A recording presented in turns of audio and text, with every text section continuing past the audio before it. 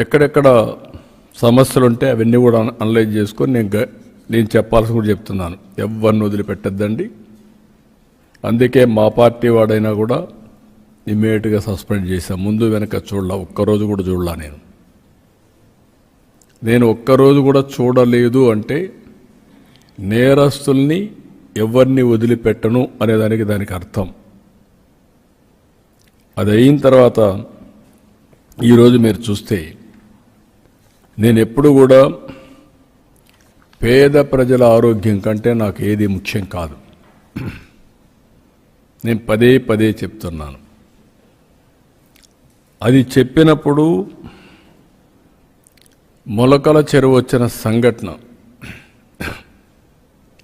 First బయట పెట్టింది మా వాళ్ళు లీడ్ తీసుకొని చేశారు. కానీ మూలాలకు పోతే కొన్ని షాకింగ్ వార్తలు కూడా వస్తున్నాయి.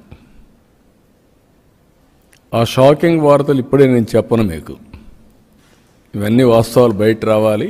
దీన్ని అంత ఈజీగా వదిలిపెట్టను. ఇవి చూసిన తర్వాత నాకు అనిపించింది దీన్ని ఒక సిట్ వేసి టోటల్గా ప్రక్షాళన చేయడానికి ముందుకు పోవాల్సిన అవసరం ఉంది. అందుకే GVG Ashok Kumar IPS IGP Eluru range, Rahul Dev Sharma IPS director enforcement provision and excise, K Chakravarthi IPS SP CID, Mallika Garg IPS ఇప్పుడు టెక్నికల్ మెంబర్గా ఉంది. అదే మరి ఆర్టీజీఎస్ కూడా పనిచేస్తుంది ఆవిడ్ని. వీళ్ళ నలుగురిని ఎక్సైజ్ డిపార్ట్మెంట్లో ఇంకొకరిని తీసుకొని, అనుభవం ఉండే సబ్జెక్ట్ ఎక్స్పర్ట్ని ఒకరు తీసుకొని వీళ్ళందరూ కలిసి ఏం జరిగిందో మొత్తం ప్రక్షాళన చేసే దిశగా, తిరిగి ఎలాంటి నేరాలు చేయాలంటే వణుకు పుట్టేట్టుగా చేస్తాం. వీళ్ళు ఆఫ్రికాలో కొన్ని నేర్చుకున్నారు. మూలాలు అక్కడి నుంచి స్టార్ట్ అవుతున్నాయి. ఆఫ్రికాలో నేర్చుకునింది ఇక్కడ ఆంధ్రప్రదేశ్లో అమలు చేయాలని కూడా చూస్తున్నారు. అది ఇక్కడ సాగదు. దీనికి కూడా రాజకీయ ముసుగు ఒడిదొడుక్కున్నారు. ఆ రాజకీయ ముసుగు దొడుక్కొని ఇలాంటి తప్పుడు పనులన్నీ చేసే పరిస్థితికి వచ్చారు. అందుకే నేను వార్నింగ్ ఇస్తున్నా, హెచ్చరిస్తున్నా, ఎలాంటి రాజీ ఉండదు. ఎవరైనా సరే టోటల్ ప్రక్షాళన చేయడం తప్ప ఇంకొకటి ఉండదని ప్రతి ఒక్కరికి హెచ్చరిస్తున్నా. ఈ రోజటి నుంచి దీనికి టెక్నాలజీ కూడా జోడిస్తున్నాం. ఇంతవరకు టెక్నాలజీ జోడించాం చాలా డిపార్ట్మెంట్లో. ఈ డిపార్ట్మెంట్లో ఇంకా పగడ్బందీగా చేయాల్సిన అవసరం ఉంది. అందుకే ఏపీ ఎక్సైజ్ సురక్ష యాప్, ఈ యాప్ని మీరు చూస్తే తొందరగా తీసుకొచ్చాం. దీంట్లో వినియోగదారుడు, విక్రయదారుడు అంటే షాప్ ఎవరైతే అమ్ముతారో అతను, అదే మాదిరిగా కన్జ్యూమర్ ఎవరైతే కొంటారో అతను, వాళ్ళిద్దరూ కూడా ఈ క్వాలిటీ చెక్ చేసే అవకాశం ఉంటుంది. అందులో నకిలీ మద్యం బాటిల్ని కనుక్కోవడానికి వీలుగా యాప్ డిజైన్ చేశాం.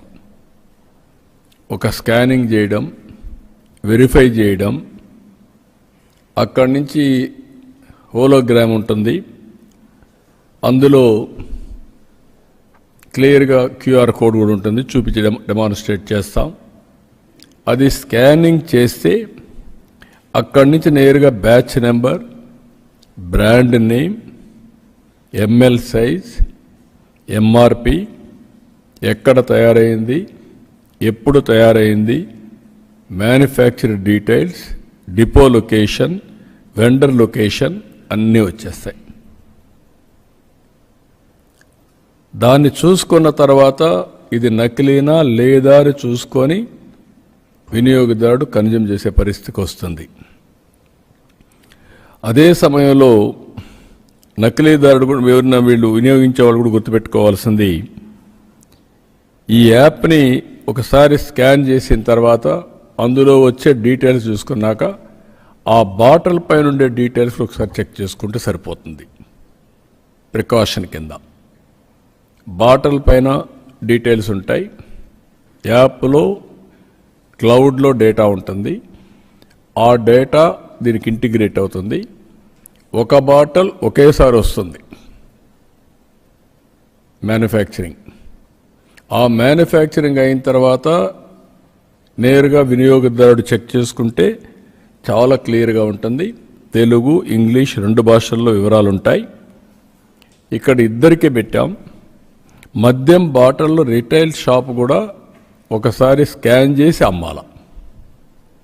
అంటే ఒకసారి షాప్ అతను అమ్మితే నువ్వు అమ్మేసావని లెక్క. అదే సమయంలో వినియోగదారుడు ఒకసారి తీసుకున్న తర్వాత టెస్ట్ చేసుకోవాలంటే టెస్ట్ చేసుకోవచ్చు. టెస్ట్ చేసుకున్న తర్వాత ఈ డీటెయిల్స్ అన్నీ వస్తాయి. అప్పుడు సేఫ్గా తాగే పరిస్థితి వస్తుంది.